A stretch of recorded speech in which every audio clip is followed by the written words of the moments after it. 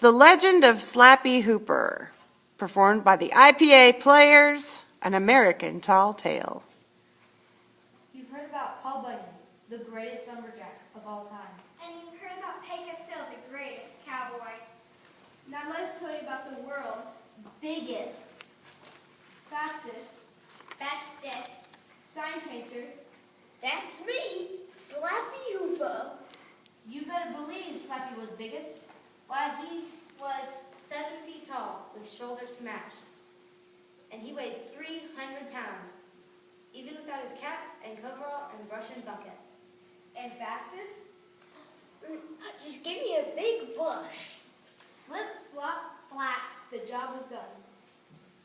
And so smooth you've never seen a brush stroke. And you bet Slappy was the bestest. That was on account of his pictures. No one else ever made them so true to life.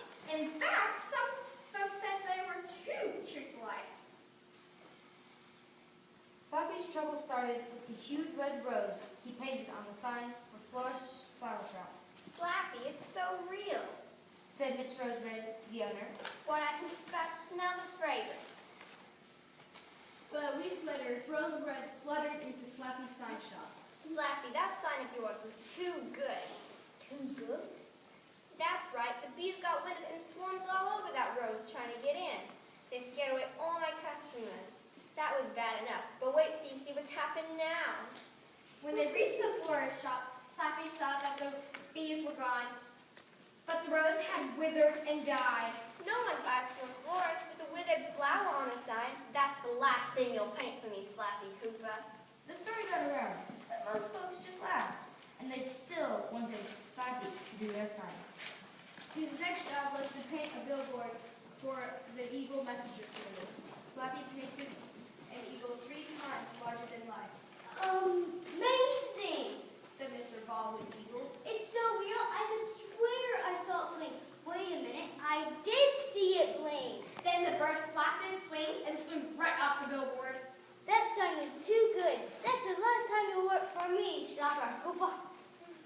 Folks were getting scared to hire Slappy, but at last he got a job from the Sunshine Travel Agency. The billboard was to show a man and woman on a beach toasting under the hot sun.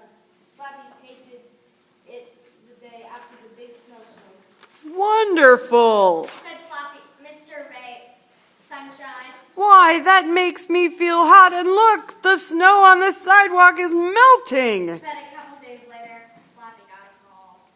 Slappy, your sign is too good. Get down here right away. When Slappy arrived, he saw that the sidewalk and street in front of the billboard were covered with beach chairs. People sat around in swimsuits and sunglasses, sipping lemonade and splashing suntan lotion. They're blocking traffic, and the mayor blames me. Besides, they won't need a travel agency if they take their vacations here. You've got to do something, Slappy. So Slappy set up his gear and got to work. He painted the sun on the billboard much hotter. Before long, the crowd was sweating buckets and complaining of sunburn. Then everyone packed up and left. Good work, Slappy. Look at that! The man and woman on the billboard were walking off too.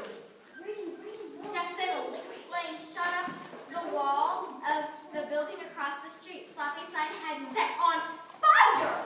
In a few minutes, fire trucks clanged up and fire trucks turned hoses on the flames. Slappy, try something else.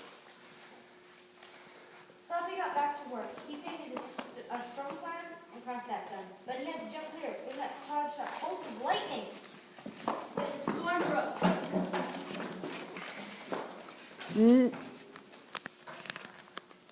Slappy's cloud rained so hard, the billboard overflowed and floated all on Main Street.